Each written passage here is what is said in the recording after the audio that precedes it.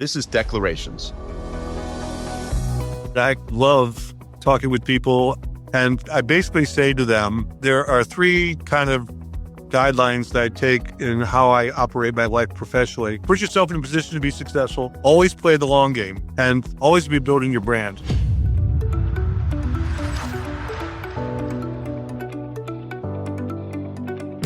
Hi, this is Todd S, and welcome to the Declarations podcast. Declarations is a podcast where top investors and business leaders share their insights and provide an independent perspective. Our goal is to uncover the stories behind their success and to understand the principles that guide their decisions in life, family, and business. Through these conversations, we hope to become better investors. Today, it's a special privilege to welcome someone I admire enormously and someone I'm lucky to call a friend. Ray Ritchey, Senior Executive Vice President at Boston Properties and a true icon of Washington, D.C. real estate. For more than 4 decades, Ray helped shape the skyline of our nation's capital. His leadership at Boston Properties transformed millions of square feet across the region, and his impact on the market is so profound that the Urban Land Institute honored him with its Lifetime Achievement Award. But what sets Ray apart isn't just his extraordinary real estate career. It's the way he's carried himself along the way. Ray is a fierce competitor, but he's also one of the most widely respected, generous, and well-loved figures in the industry. A mentor to countless people, including many who technically compete with him. I can say personally that Ray has been a mentor, a guide, and a friend whose example has shaped my own career. In this conversation, we'll talk about Ray's path from the Naval Academy to the top of the real estate world, the evolution of Washington, D.C.'s real estate market, and the relationships and values that have guided his remarkable journey. We'll touch on Ray's next chapter as he plans a new venture beyond Boston Properties, as well as his numerous philanthropic endeavors, including the SED Center, where I also served on the board with him. I hope you enjoy this conversation with Ray Ritchey, a leader whose influence extends far beyond the buildings he's helped create. Ray, welcome to the podcast. Oh, well, thank you, Todd. I don't know how you respond to that type of introduction. Exceedingly kind and generous of you, and I'm humbled to be on the podcast. I've listened to several years before, and the people you've recruited to speak, I think, is a tribute to our industry, but more importantly, a tribute to you, Todd. You should feel very good about the people who have responded in such positive fashion. Well, very, very kind. Well, it comes from the heart. Ray, why don't I start by asking you, what is your declaration? So my declaration can be best summarized in one word, and that's gratitude. I'm so grateful to grow up in the United States, to have loving and caring parents that put me on the best possible path, to find my way to Annapolis, which we'll talk about in great detail, and the impact it had upon me professionally and personally, to find a life partner like my wife, Ann, who we've been together for almost 60 years. And, to find myself in an industry and a community that has given me rewards, both intrinsic and financial, beyond anything I could possibly imagine growing up. So gratitude is my declaration. Well, that's wonderful to feel that way. You started by saying that you feel gratitude, and the first group of people that you wanted to thank was actually your parents. So why don't we talk a little bit about your relationship with your parents? I think you grew up in St. Louis. You had a close relationship with them. So how did that shape you? Well, my parents were like the poster children for the greatest generation. They grew up in very modest circumstances in Pennsylvania. They got married, or high school sweethearts, got married right after my dad returned from World War II. And my dad sold steel throughout the United States. So we moved from community to community. And while neither of them went to college, they gave me an education that transcended the academic environment, but how to lead one's life. And again, like my wife, Ann, any success I've enjoyed is due to having tremendous parents. And you and Ann were also high school sweethearts, no? Yeah, we were. It's funny, we went to arch rival high schools, and I would be playing on the baseball or football team, and I'd look across the field to see this really cute cheerleader cheering for our arch rival. And spring of my senior year in high school, I said to myself, if I don't call that girl, I'll never see her again. And so sure enough, I picked up the phone and asked her out, and we dated just as friends until I returned my freshman year at Navy, and we started dating and got married at 21. And I think it's important, Todd, to know this was the first example of, I always say it's great to be lucky, but you have to put yourself in a position to be lucky. And making that phone call back in the spring of 1968, I put myself to being lucky for the rest of my life. Well, so let's talk about that because you've done it in several other ways as well. So here you are, you grew up in St. Louis with this amazing family, and now found that you were intrigued by a girl back in that community. You're still intrigued, and yet you decided to leave St. Louis and to attend the Naval Academy in Annapolis, Maryland, all the way, across the country. So what led you to do that? How did you select the Naval Academy? Why, and how did it shape you? Well, yeah, I was the mid-60s, and it was a very difficult time in our nation's history. The anti-military feeling was rampant, and my parents instilled in me a love of country. And I was watching an Army-Navy game. I think Roger Staubach was quarterback for Navy, and given our economic position, it was either to go to the University of Missouri or find another source for my education. And I applied for and secured an appointment from our local congressman to go to Navy. And I took my first airplane trip to fly to Baltimore and took a cab to Annapolis by myself. And that was the first time I set foot upon a college campus. And it was hard, but it completely changed my life. So Roger Staubach was the influence. That was really it. He must have won that game. Roger was an influence on me throughout my career. I got to know him throughout my early years when he was still with the Staubach Company. But so for those who don't know, many know Roger Staubach as a quarterback for Navy, who ultimately then became a professional quarterback for the Dallas Cowboys and one of the legends in the game of football. But for those who don't know, he then founded the Staubach Companies, which is a real estate brokerage firm that was subsequently acquired by JLL. And so he became a legend in yet another business. And so, sorry, Ray, I'll let you keep going telling the story. That's okay. So 4 years at Navy, and I had tremendous experiences. I went to Europe for one summer. I served on a foreign exchange cruise with the New Zealand Navy.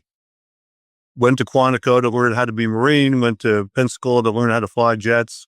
It was just a wonderful experience. It set the tone for me for the rest of my life. Got it. But you said that you've met with Staubach later on, and sorry to bring that back. And how did he influence you later? Well, I think there are several Naval Academy graduates that influenced me, and I'll talk about Ross Perot as well. But he brought a kind of a focus. He taught us, and maybe you're taught certain core disciplines, time management, attention to detail, how to be led and how to lead, how to organize in advance for important meetings. And those principles that you learned at Navy and applied in your post-Navy career militarily are the keystones of how to be a successful businessman as well.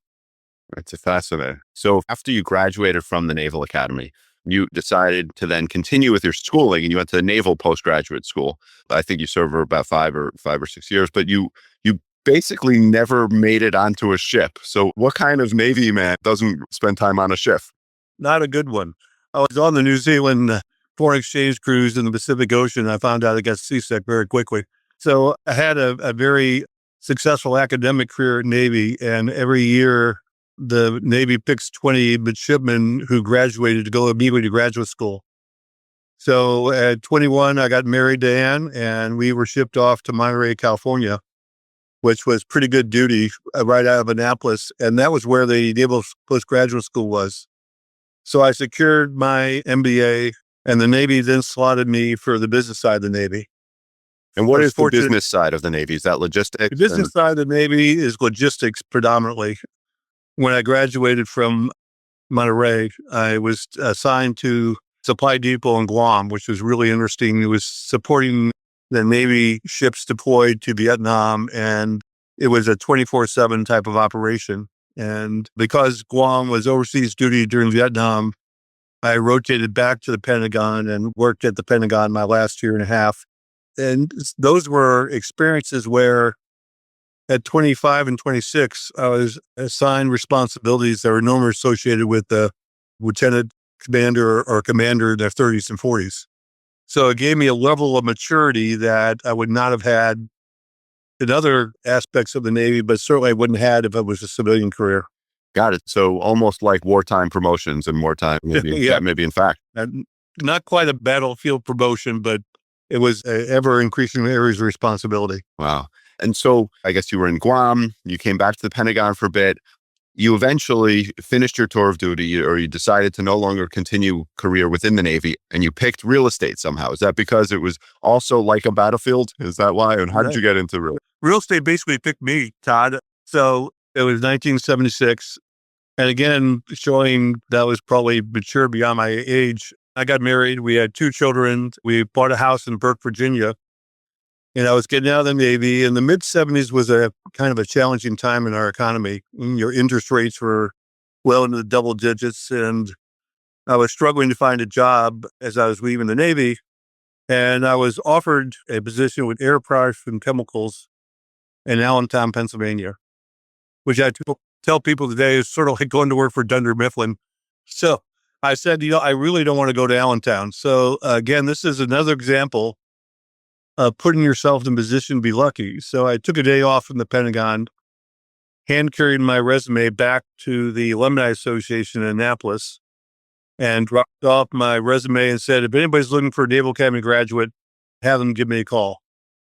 And the very next day, an individual named Jim O'Brien came from the LA office of Coldwell Banker, which is now CBRE, and went in that same office and said, we've had great luck with naval officers on the West Coast being commercial real estate brokers.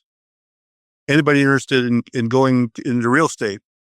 And I'm sure Captain Busick reached in his trash can at his office and said, well, this guy was in here yesterday. I don't know if he's interested in real estate or not. So Jim gave me a call, and I walked in their offices at 2020 K Street, which is just a block away from my offices today. And I knew the minute I walked in that office, I didn't know anything about commercial real estate, but I know this is where I wanted to work. Why? What gave you that feeling? I walked in the offices, and it was like an episode of Mad Men. All the cubes were occupied and phones were ringing, and I was very impressed. People were dressed in Pierre Cardin suits, with wide lapels and the ties. And that seemed better to you than Dunder Mifflin in suburban Pennsylvania. Okay. Exactly. So I was offered an extremely modest salary, a draw to start. And that, again, Jim O'Brien changed my life by offering me that position. And this is where Ross Perot comes in. Yeah, let's hear about that. We had a receptionist during the day that would field phone calls. But at night, after hours, the phone would ring on a nightline, and those who were there were always answering the phone. And I was always trying to be first to answer the phone, because I figured if somebody's calling the real estate office, they may need some real estate help.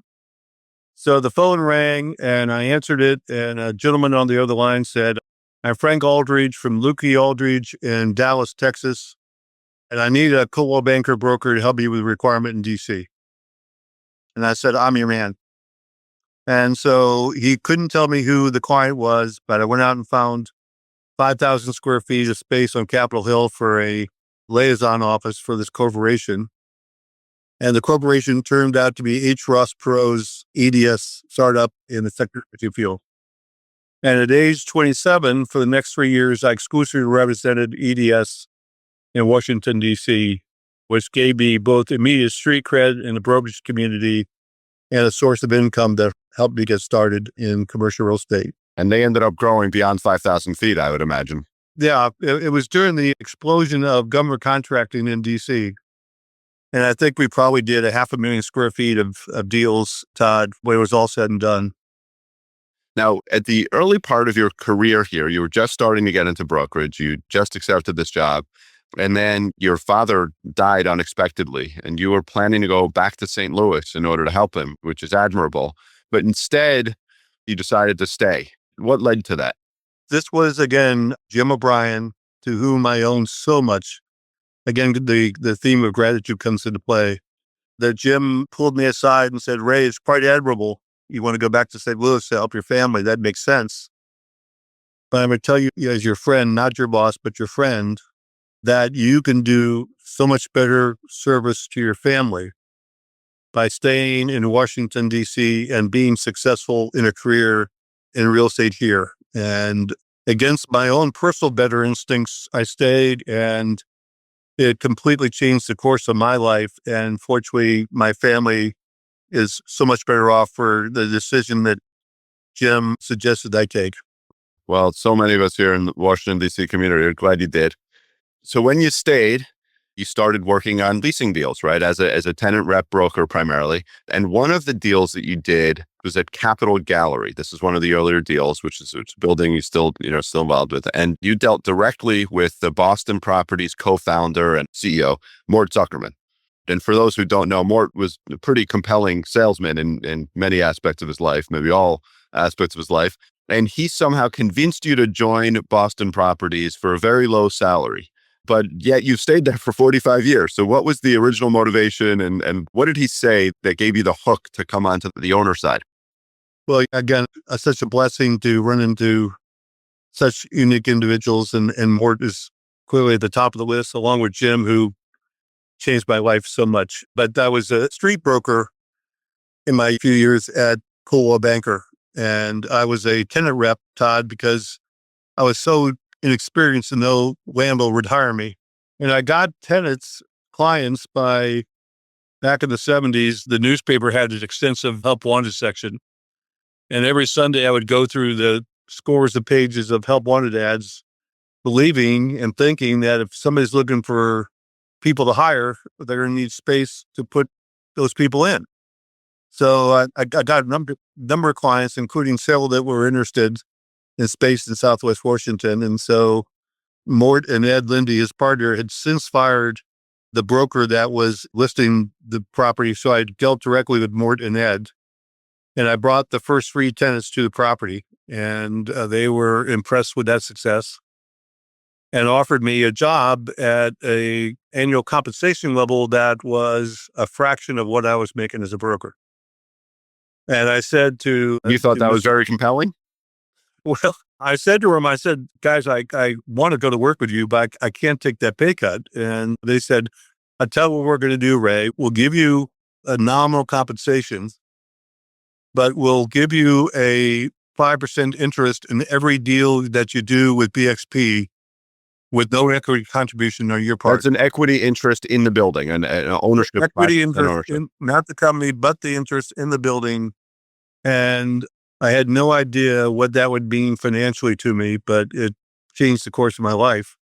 And this was in 1980 when there was an explosion of new development taking place in the DC area.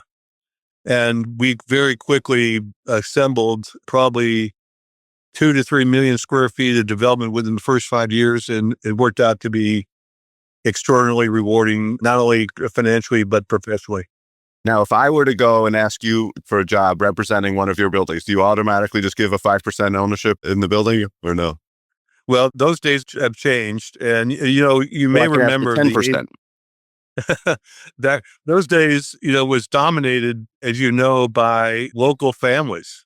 Like Dr. Tauber would do it on a part-time basis while he's running his medical practice, or Ben Jacobs would be doing it, practicing law at the same time. And the late 80s was kind of a carpetbagger era where people from New York and Boston would come down, whether it was Boston Properties or Tishman Speyer and Hines and Trammell coming up from Texas, which really transformed the real estate community and made it a much more corporate and national presence as opposed to local. Yeah. Well, you and Boston Properties have been a large part of that. Now, when you transitioned from brokerage into the landlord role, you then also transitioned, as you said, to an equity owner with this 5% stake. So how did that change how you thought about real estate, how you spent your day? What were some of the differences in your own sort of worldview? Well, let me just talk about the difference between being a broker and a landlord to begin with. As a broker, you're assigned to a responsibility to find tenant space. And you go out and conclude the deal, and you then move on to the next tenant to find space for. As a landlord, when you engage in a relationship with a tenant, that's a 5, 10, 15, up to a 20-year relationship that you're establishing with that tenant. Right. A true partnership if you do it the right way. It's a partnership. And the promises you make in the courting period, trying to get the tenant into your building, you now have to live with for the duration of that tenancy. And I think one of the strengths that BXP has had over the years is we do, as you said, Todd, truly partnerships with our tenants. And we're so blessed today and grateful for the relationships where we have tenants calling us up and say, hey, Ray, we have great space with you in DC. Can you find space for us in San Francisco or LA or Seattle? And those relationships are one of the tremendous attributes we have as an organization. Well, I've always thought it was a fallacy to assume that the landlord and tenant relationship should somehow be adversarial just because of the notion that one is paying the other, because it really is a long-term, particularly in office and industrial and retail and these long-term tenancy spaces, although I would argue the same applies to residential. It's really meant to be a partnership, like you said, and clearly the fact that you and Boston Properties and some other high-quality firms have taken that approach is really inured to your benefit. Well, thank you. And, I think it goes back to my parents, Todd, the golden rule, do unto others. And certainly that same philosophy applies towards people you have professional and contractual relationships with. So we do not view them as adversaries. We view them, as you said, very valuable partners. Well, and as I said, that's worked out quite well for you and Boston Properties. And we'll come back to that. We'll come back to some of the highlights of your career at BXP. But I want to just address now the fact that you recently have made a public announcement that after 45 years of a successful career at BXP, you plan to pull back and plan to be spending less time professionally with the company and want more time professionally and personally to pursue some activities or interests outside of Boston Properties. And so what are you thinking? Well, here's what I'm thinking, Todd. First and foremost, to spend 45 years with any organization, I think is a real tribute to how strongly and positively I feel about not only the job itself, but more importantly, the people I work with.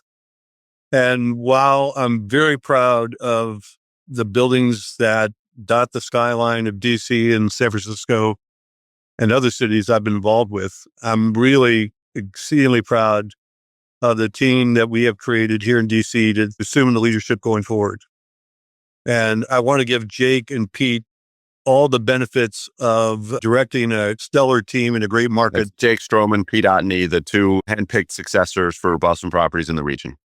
And I'm just so incredibly proud and blessed to have them as my partners.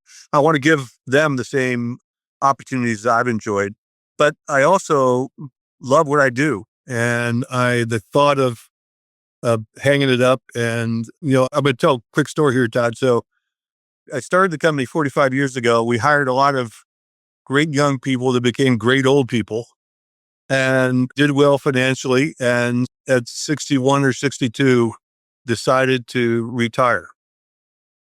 And now whenever I send out an email saying, hey, we're going out to Reston, we're going to open the new experience center at the Volkswagen building, I send it to my current teammates, but I also send it to the alums.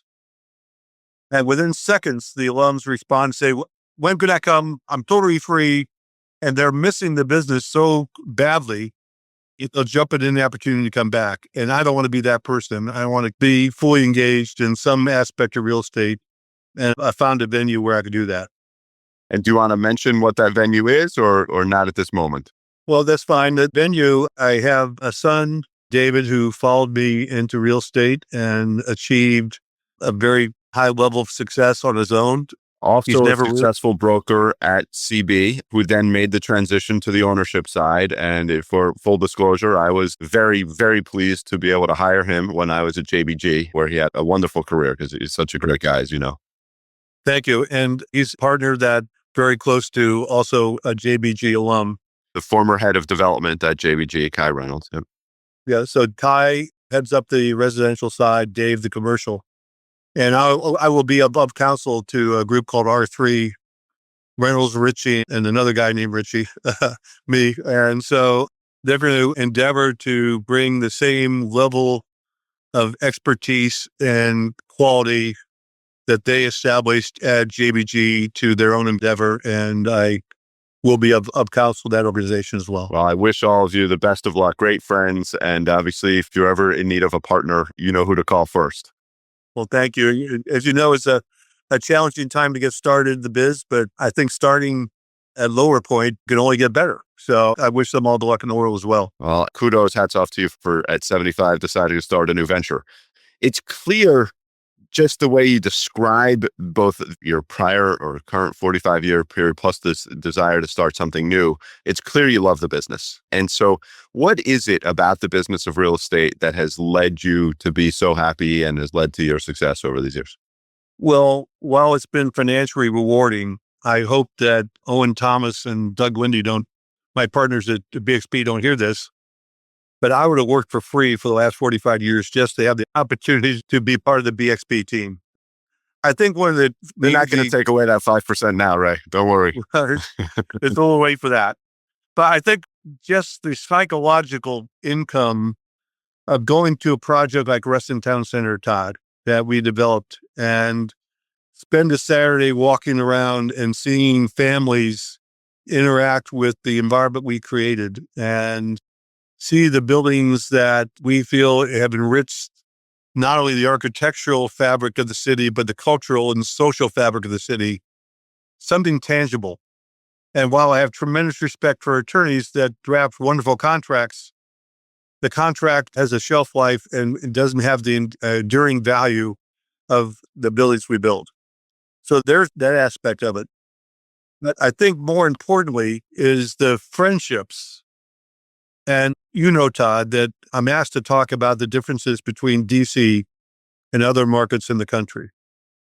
And without question, the number one characteristic of the DC market that separates it from others, and I love the most, is while we're competitors with other developers, if I was to list the top friends I have in the business, it's Mitchell Shear, it's Doug Jamal, it's Mike Glosserman, it's Bob Murphy, and even you, Todd. You may remember that we started our friendship when you came to town with Tishman and you wanted to get some advice on what DC was about. We had breakfast at the Lombardi Cafe.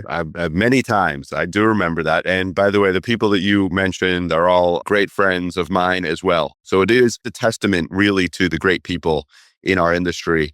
I'd argue it's not just in our city, but there is something special about the Washington, D.C. real estate group. Well, maybe it's just my personality. Let's put it this way. I'm not that close with people in New York or even LA, but maybe having grown up here and started out, I was a broker who bought deals to Chip Ackridge when he got started in the 70s. Same thing with Ben and Michael at JBG. Maybe starting off as a broker established those friendships that are still so important to me today. So when you started transitioning, I guess, from broker to owner, that was back in 1980. So Boston Properties was a pretty young company at that time. And as you alluded to earlier, maybe the whole notion of an institutional quality set of real estate companies was also kind of young. Can you take us back to that time and talk about how the business has evolved and become more institutional or corporate today? Yeah, it's really interesting. So again, we started in 1980 and, a relatively small company. We're strictly in Boston and DC was the second office we opened. And that was an environment, Todd, where, and I'll take one of our projects as an example. We acquired the land next to Martin Marietta's headquarters in Bethesda. And we planned with David Childs, Skidmore, Owings, and Merrill, great architect, a 3-building complex. And we were able to secure IBM to lease half the project on a 5-year lease. And yet we still were able to go to a lender and secure financing for 150% of the project cost. Boy, times have changed, though, Ray. Exactly. And we did it with virtually no equity and... Virtually no equity. It sounds like you got half your equity back. Well, yeah, we had the equity back. And this is what eventually led to the collapse of that 1989-1990, which led to the RTC. And that seminal event really changed the course of real estate development going forward. It was the collapse of the 1990s that really caused the market to change, become much more institutional. The demand for institutional capital sources, where the developer went from owning 50, 60, 70% of an asset now to to a GP partner owning 10 to 15%. So it's a completely different model. Well, the equity amount, as you alluded to, also got much bigger when lenders were no longer willing to give you 100%. But just for a second, maybe to talk about how, about the 1990s, the RTC. I mean, clearly that was a period when a lot of great real estate companies were created and or grew, right? The REIT market, as you know, really took off then, but so did the institutional private equity and fund market. There are some who say that the recent disruption in the real estate space, particularly office space over the past, really 5 years or so since COVID and since the increase in interest rates and the change in the lending environment, that some would say that the level of distress we're seeing now is actually pretty similar to the RTC period. Is that how you view it? I view it slightly differently, Todd. In the 1990s, the issue was the very lax standards by which regional banks would put out debt to construct buildings, virtually all on a speculative basis, created a vast oversupply of office space, which led to the collapse of the market. But the interesting point is the demand kept steady. So over the period, the old expression, stay alive till 95, from the early 90s through the 95, 96 timeframe, no new construction took place. Demand for office space continued, and we eventually consumed our way out of the oversupply situation and reached stabilization. Hi, this is Todd Rich. Thank you for listening to the Declarations podcast, where top investors and business leaders share their insights and provide an independent perspective. We hope you're enjoying this episode. If you'd like to learn more about Declaration Partners or listen to more episodes of the Declarations podcast, please visit our website at www.declarationpartners.com. And now back to the episode. Today, we have a completely different scenario. So what's happening today? What's happening today is there is no supply. Nobody's building new buildings. But the collapse in the negative absorption means that while one building may be getting a tenant in the new constructed building, it's leaving behind more space than it's taking. So a transaction will take place, space will be consumed, and yet the vacancy goes up. And what we're seeing now is a complete dichotomy between the haves and the have-not. In the 1999, to coin a Navy phrase, rising tide lift all ships. Now there is a decided preference towards new space, and the lower commodity space, the B and C space, is in a worse condition than it ever has been. Well, you said nobody's building, and yet you've said that the new space, the high quality space, is winning this war of, I guess, less demand. So whatever demand there is sort of going to the best space. I will point out that while maybe market-wide, not many people are delivering new projects, you guys just announced, Boston Properties just announced some new buildings, actually here even in Washington, D.C., and they are not speculative. They are, in fact, leased, I presume, with longer than 5-year terms, but also less than 150% financing.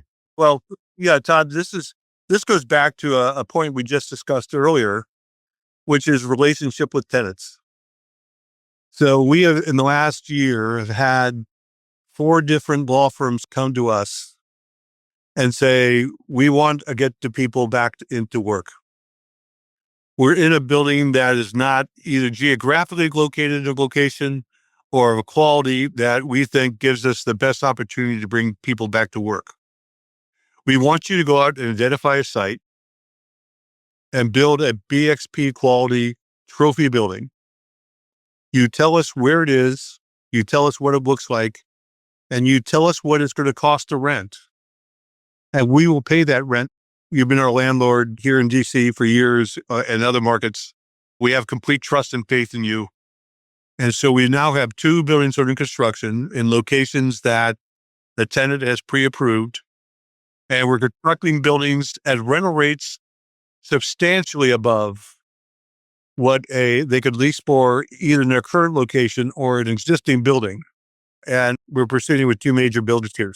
What's ironic is while the rents are elevated on a relative basis to the DC market, they're actually still well below what that law firm would be paying in New York or San Francisco for similar space. Well, yeah, in all of these markets, really, the dynamic that you're talking about has happened, right? Where the rents for the best buildings, the highest quality buildings, have continued to increase. Those buildings, from an occupancy perspective, are full. There's very little vacancy in the best buildings in the best submarkets, but the commodity properties and certainly the lower quality, the mid-block buildings, B and C, are really very hard to fill. And I'd say even the new buildings, although it's a little less clear, it's really hard to figure out what they're worth. And so how do you guys make a decision like that to allocate? You have to allocate presumably substantial capital to build a new building. And so it's great that it's leased. How do you think about that from a value perspective? Well, we look at the total cost invested and the return that the contracted interest rate will pay for a first year stabilized return. And candidly, they're in the 8.5 to 9.5% range. So quite a lot higher than they would have been pre-COVID. Well, pre-COVID, we sold existing building on Massachusetts Avenue for a sub 5 cap. But there's still debate, Todd. Whenever we look at buying a building or a site, our analysts will say, we're going to buy this at a 10. And if we sell it at a 6, we'll have this type of internal rate of return. And I say, do me a favor. If we buy it at a 10, tell me what it looks like when we sell it at a 10. Because I'm not betting on cap rate compression to create value. That's a fool's errand. We want to make sure that we get the value pretty well enhanced through the cash flow. So there's very much dependent on the type of financing we can get. If we get financing in the low to mid 6s that we build to 8 or 9, we think that both the cash flow and the appreciation will be there. Well, I'll tell you though, I mean, you're talking about metrics to buy existing properties and are saying that you'd like to really make an investment based on the value of the in-place cash flow. But what's interesting is when I think back about your career and about Boston Properties portfolio, in particular, the stuff that you've been involved in, it seems at least like most of it was not acquisition of existing properties, but a large portion was similar to what you're doing now downtown, was new development, where you had a vision, you had some land, and you were able to create new properties, principally in the office side, but increasingly also in residential. There's been retail components to it. How do you think about why that is? Why new development? Is that just a personal preference? Or I think it goes back to my development DNA with Morge Zuckerman and Ed Lindy, who taught me that when you buy an existing building and cash flow, the skill set is how much you're prepared to pay. There's no real creativity in how you created value. You just overpay for an asset. well, one could underpay too, which would be good. I mean, that would be better. We had a decided preference of value creation through the development process. And that, candidly, when we went public in 1997, created a challenge because we always created value through development. We had to get smarter about buying existing buildings as well to create the critical mass very quickly when we became a public company. Well, and it's interesting when I think about, you talk about becoming a public company. Now BXP has been around for a long time as a public company and is widely regarded as one of the best office, if not the best office, both portfolios, but also management teams. When I think of the Boston Properties portfolio, I think of really large trophy Class A office buildings in major downtown cities, right? So in Boston, that could be the, Atlantic Wharf or the John Hancock building. New York, it's the GM building. It's 510 Madison, where I'll acknowledge we are a tenant. My company has a space there. But in Washington, D.C., it's a little bit different. It seems like you've actually personally changed the narrative in some sense, because the cornerstone to the portfolio of Boston Properties in the Washington, D.C. region is actually in Virginia. It's a suburban office park. Really, at the center of it is Reston Town Center. So can you explain some of the dynamic around Reston, but also maybe why the Washington, D.C. metro is a slightly different market, or how it's different from other places around the country? Thank you, John. Let me talk about the D.C. downtown market first, and then we'll get to Reston. As you well know, the founding fathers of the development community and the government in D.C. thought it was appropriate, and I would agree with them, that the structures that should be recognized and symbolic of the city are the public structures, the White House, the Washington Monument, the Capitol Dome. So there was instilled a height limit on restricted the height and size of buildings in the district. So it's hard to create, and many architects will tell you that building a 10-story or 12-story building in DC to be architecturally significant and functional for office use is quite a different challenge than building a 40-story building in San Francisco. And so our buildings tend to be smaller, shorter, less architecturally significant, a more challenge from a leasing perspective. So I will contend developing a building like 2200 Pennsylvania Avenue or 2100 Penn, which we've done here very successfully in DC, is more of a development challenge than building Salesforce Tower in San Francisco. So while they're not known to be significant from a development perspective, it's just as challenging, if not more so.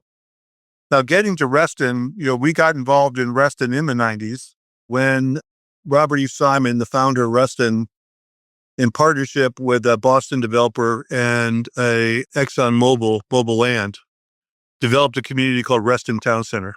Piece of trivia for those who don't know, Robert E. Simon is the name that was then given to Reston. So Reston was Robert E. Simon Town, effectively. He was a wonderful, I know you knew him well, I knew him well. He lived to a ripe old age and was a wonderful human being. Sorry, keep going. Yeah, just a visionary. And he wanted to create a utopia in Northern Virginia, 7,000 acres. And he started off with extensive housing, a full range of housing.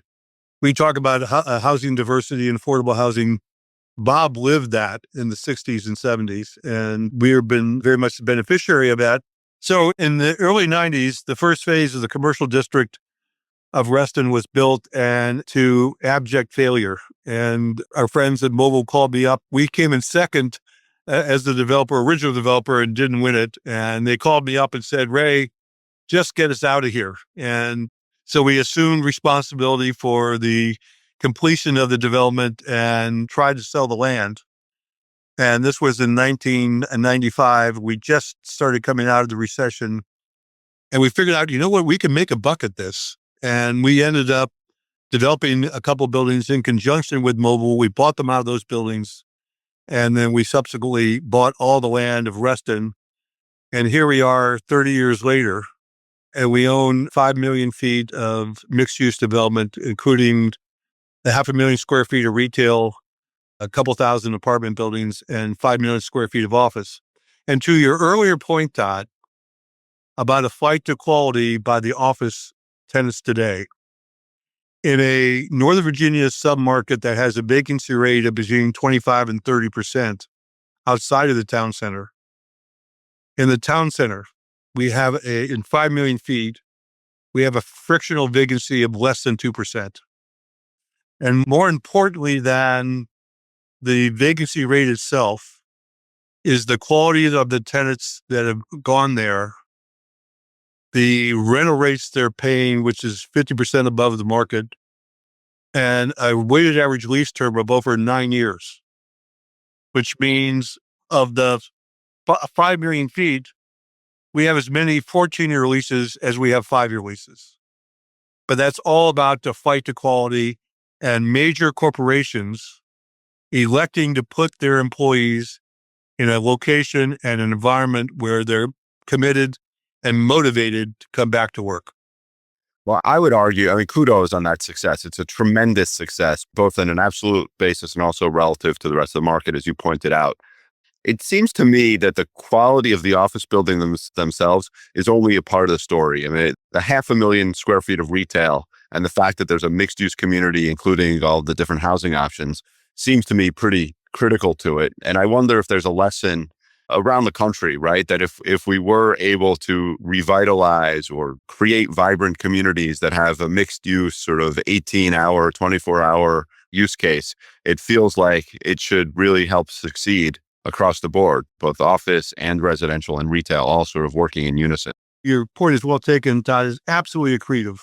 The retail is better because we have office tenants there during the day. The office is better because the employees that come to work there, I try to draw the analogy between working in a greenfield suburban office park and working in Reston Town Center. In a greenfield suburban office park, you got to get in your car and drive 15 minutes to Chuck E. Cheese, which is the only restaurant in Herndon near the office park. Whereas in Reston Town Center, that same employee can walk out their front door and have 20 different restaurants. And thus the efficiency that we preach to the office employer.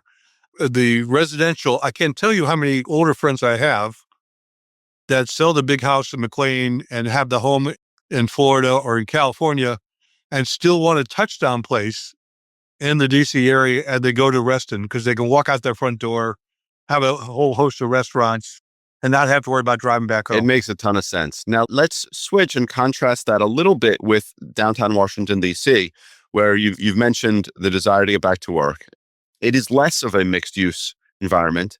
And Washington, D.C. has also been characterized, as you know, for the past 40 years by real stability and growth, principally with the government and government-associated tenancy. And while over that period, obviously, the economy in Washington, D.C. has become a bit more diverse. It's less government focused than it has been in the past. It seems to be suffering a little bit more, right? So some of the news lately has been around downsizing of the federal government with DOGE, elevated vacancy rates. I mean, there's the National Guard on the streets. Well, maybe just if you could share your perspective. Are you concerned? Are you excited? Is it now a buying opportunity, just both near term and long term? What do you think about Washington, D.C. real estate? Let me first address the retail environment. And again, reverting back to the height limit here, you go to New York and you go on Madison Avenue or Fifth Avenue or the main retail corridors of New York, and you have ground floor, very dynamic ground floor retail.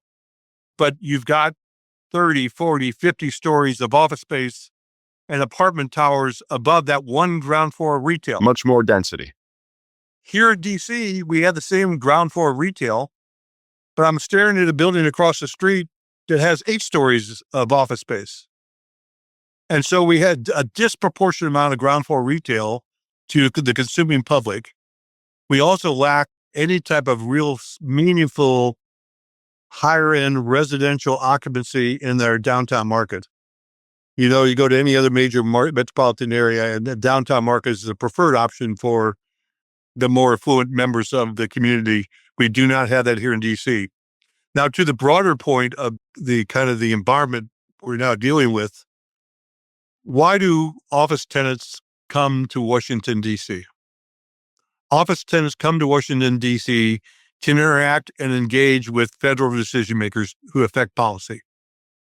Well, if the federal decision makers are not going to their office, or if the Food and Drug Administration is moved to Boston, or the Department of Agriculture is moved to Wichita, there is not the same motivation to come back to Washington and affect policy.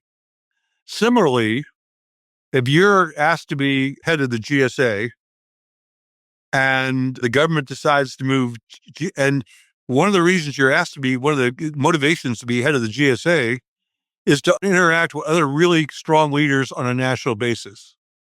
If those strong leaders are diffused throughout the country and the head of energy who wants to interact with all the other members of the administration now has to go to Denver because that's where the energy department is, it really diffuses the importance and the gravitas of a Washington, D.C. address. So that has my concerns. Yeah, that sounds like a pretty negative view, broadly speaking. Well, I never bet against the capital of the free world, number one. And number two is this too will change. I'm not making a political statement here, but I think we have swung in a direction that has to swing back at some point in time, and we'll see what happens in the future. But yes, I am probably as concerned about Washington as the city I love now more than any time in my 50 years I've been here. And so just to distill that then into an investment view, right? So you have been investing quite successfully in the Washington, D.C. region for now 40 years. There's been a tremendous amount of disruption and repricing in many ways. I bet it's fair to say that probably 75 to 90% of office owners in Washington, D.C. now no longer own their own equity. In other words, the banks do, just because of the value of a decline. You've painted a relatively broadly negative picture of near-term demand, but you said you would never bet against the capital of the free world. So let's just ask, is now actually a buying time? Is this the moment of distress that opportunistic investors could theoretically have been waiting for? Well, certainly we're doing that with our development as well. And I think the big question mark, Todd, will be, will the demand be such for higher end space that the buildings that are now what's called A buildings, not quite trophy, but A's, but certainly better than B's and C's, can they be amenitized, upgraded, so that if there's no new trophy, a tenant will be motivated to remain and stay in a solid A? A case study for us is I'm talking to you today from a building at 2200 Penn, which I still consider to be a trophy building, even though it's like almost 13, 14 years old.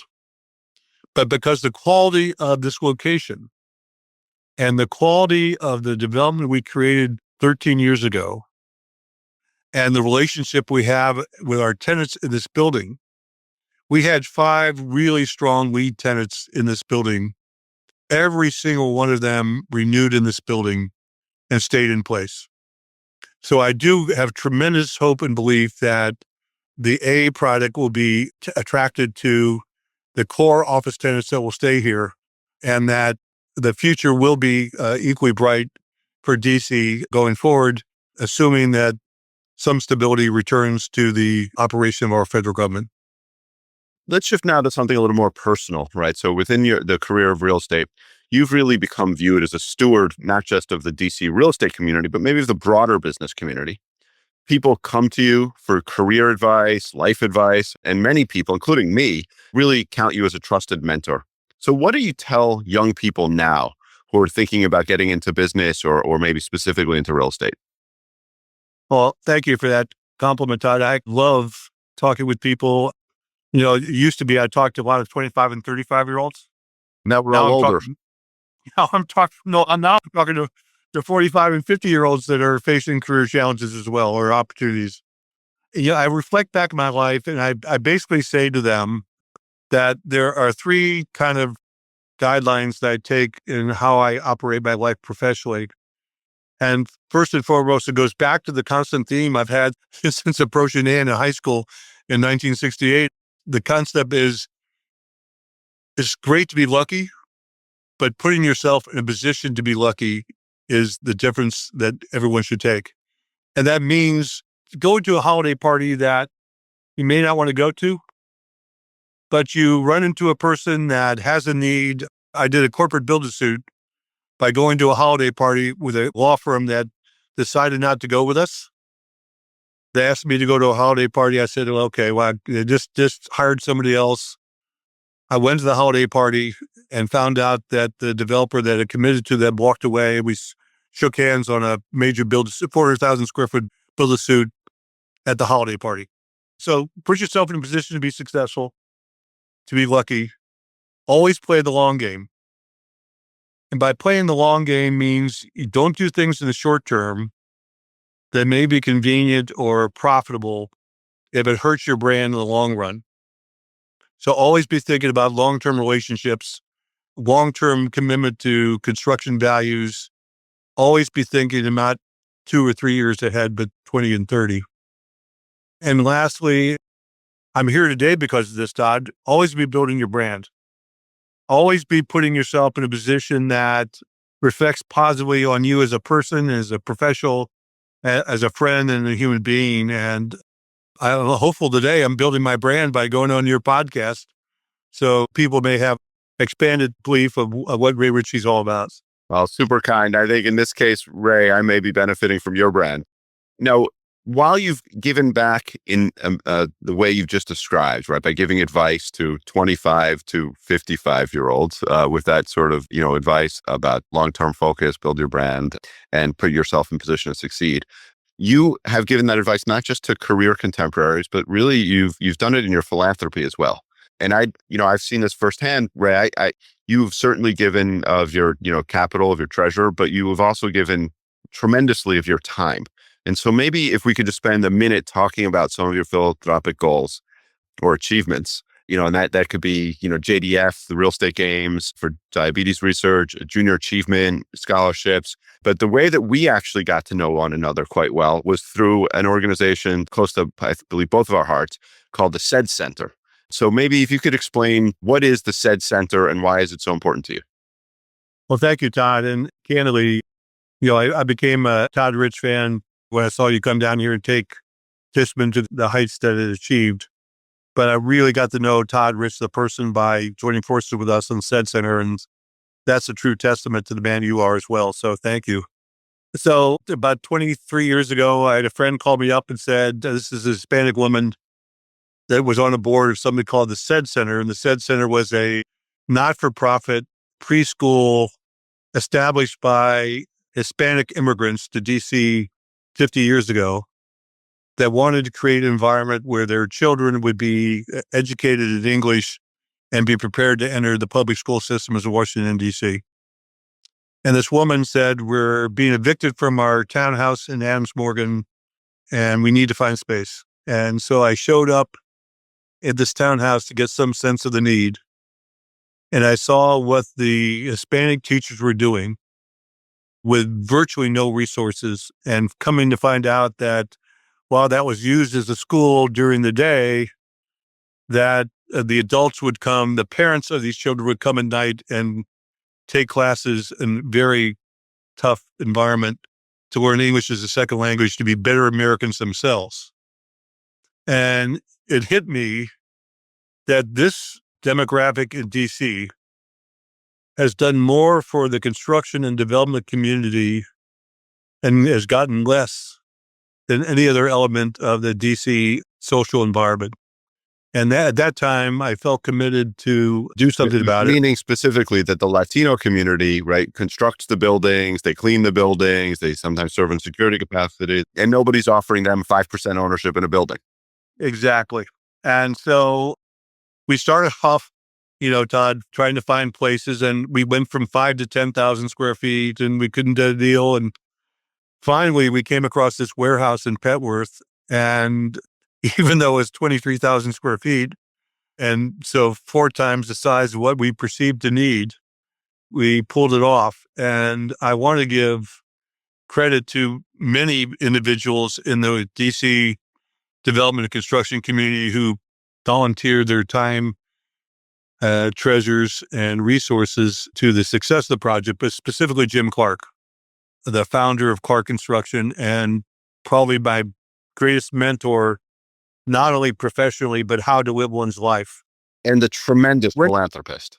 And so understated. And so I went to Jim and said, Jim, it's great that you give money to the University of Maryland and GW University and these great universities and schools. But I'm going to ask you, with the same testament that we just said about the importance of the Hispanic community to his success and ours. And very humbly and generously, he helped make the SED Center what it is today, which is a 20,000 square foot state-of-the-art resource. Here we are 20 years later.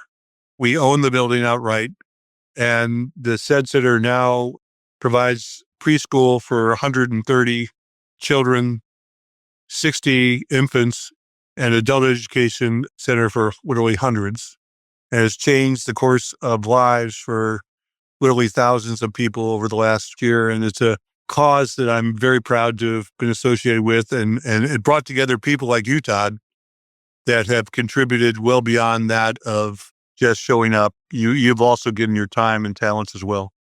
Well, couldn't have done it without you, but it's a great cause. Ray, as you look ahead the next 20 years or so, right, 10, 20 years, you will have had this wonderful career with Boston Properties. You're now endeavoring a new venture with your son and some other partners. You've done these wonderful things in the community. Beyond the buildings that you've built or leased, what legacy do you hope to have left? Well, thank you, Todd. I hope I leave a legacy with my teammates that I've worked with over the last, 45 years, that they pay it forward, that the opportunities that we have provided them, they provide to others. And that when given an opportunity to help a SED Center, they step up and do it. I know they will. Or to give career advice. One of the things I'm most proud of in 45 years is that in 45 years, I never had to let a person go for lack of work. Which you've mentioned that to me so many times, and it's especially now with the difficult economic environment for real estate, it's really, really impressive. Kudos. Well, thank you. And Maybe that's one of the reasons I'm getting out, Todd. I want to keep that record intact because it's really a challenge now. And I think that you asked the contributions I've made. I mean this from the bottom of my heart. I have gotten so much more out of my real estate career. And I'm not talking about the financial aspects, but just the friendships, the pride, the fulfillment. It goes back to my declaration, gratitude. And I have been so incredibly blessed that I just hope that my teammates who continue on here at BXB have realized, I hope they will, is 3 times the success that I have. It'd be very hard to do, but I'm just so incredibly grateful and cannot have imagined a life as fulfilling and rewarding as the one I've had at BXB. Fantastic. Ray, it's come at that time in our discussion where we have to go to the closing questions. So what book most influenced your thinking or personal development? It's funny. I guarantee this is going to be a first for you, Todd. But at Navy, the first day of plebe year, you're given a small little handbook, little booklet called the Reef Points, which tells you how to be a naval officer and tells you everything about what is necessary to be a leader. And you're responsible your freshman year to carry that with you every day, every second of every day, but you can't put it in a pocket. So you have to put it in your hat. You have to put it in your sock. You have to put it someplace. It's on you, but it can't be in a pocket. And that commitment to creativity and ingenuity and determination and believe it or not, Todd, even today, that book was in my dresser drawer. And when I pull it open to get my watch out every day, I stare at Reef Points. And it reminds me what an impact the Naval Academy had upon me. That's a great answer. What is the best advice that you've ever received from your parents or give to your own kids? The best advice I received from my parents, again, goes back to be gratitude for what you have, honor the fact and respect the fact that you were born in the greatest country in the world and so much to benefit. Again, do unto others that you would have them do unto you. And those are the same attributes and blessings I'd like to convey unto my children. And again, service to others, I think, is kind of the hallmark that I think all of us should take into account as we try to look at how we live our lives. Last question. The most famous sentence in the Declaration of Independence talks about the rights to life, liberty, and pursuit of happiness. So what do you do, Ray, in pursuit of happiness? Well, it's changed over my 75 years. The happiness I get today is spending time with my family. The older we get, we see beloved friends, become stricken with poor health or, obviously pass away. And I get happiness every day interacting with my family. As you know, my granddaughter's now live with me, so I'm basically dad to an 11 and 7-year-old and spending Those time lucky with kids. Yeah, well, I'm the lucky one. So spending time with family and friends is what makes me happy. Well, Ray, I think you've also made a lot of podcast listeners happy today. Thank you for participating, for sharing your insights, and most of all, for being such a wonderful friend and leader in Washington, D.C.'s real estate community. I couldn't thank you enough. Well, thank you, Todd. I'm humbled that you asked me, and all your listeners, I hope that they enjoy a career path that is equal to mine in terms of fulfillment and joy and being blessed with friends like you, Todd. Thank you very much.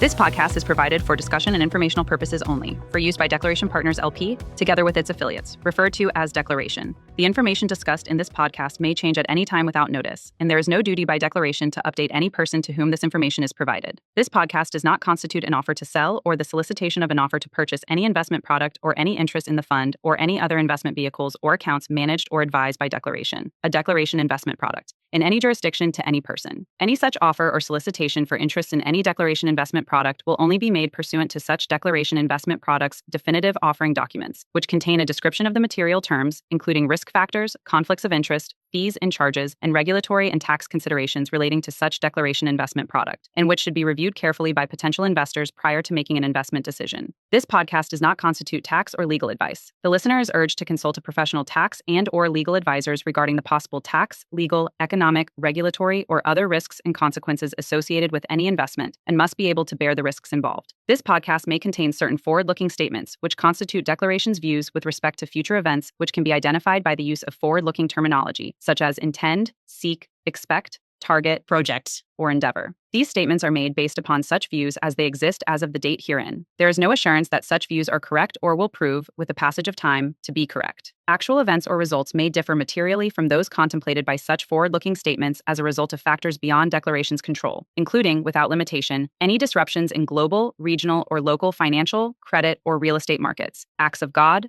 fire, hurricanes, tropical storms, floods, earthquakes, or other natural disasters, outbreaks of an infectious disease, pandemic, or any other serious public health concern, war, terrorism, labor strikes, electricity shortages, or other national or local emergencies, or any combination of the foregoing. David M. Rubenstein is an anchor investor in Declaration Partners Real Estate Fund 2 and is not an employee of Declaration. Neither the U.S. Securities and Exchange Commission nor the Securities Regulatory Authority of any state or other jurisdiction has passed upon the accuracy or adequacy of this podcast. No compensation has been awarded to any speaker for statements made that are either testimonials or endorsements. However, certain speakers may be current or former investors in certain Declaration investment products and may receive reduced fees, priority terms, priority access, co-investment rates, among other preferential treatment, which may pose a conflict of interest. Certain speakers may also be affiliates and/or service providers that receive compensation from Declaration for services provided in their service provider capacity, but have not been compensated specifically for any testimonials or endorsements made herein. The views expressed in this podcast by either the guest speaker or the host are their own and may not reflect the views of their firm or its affiliates or of Declaration. The comments made are for informational and educational purposes only and should not be considered investment, legal, or tax advice, nor a recommendation or offer to buy or sell any security or investment product. Any references to advisory services, private investments, or wealth management practices are general in nature and not indicative of future results. Past performance is not indicative of future outcomes. Examples and observations shared by the guest speaker are illustrative only and may not reflect actual client experiences. Listeners should consult their own professional advisors regarding their individual circumstances. The guest speaker may have professional relationships that could present potential conflicts of interest related to statements made by the speaker. Consequently, from the foregoing, no reliance whatsoever should be placed on this podcast, and no decision, including any investment decision, should be made based on this podcast or on the information contained herein.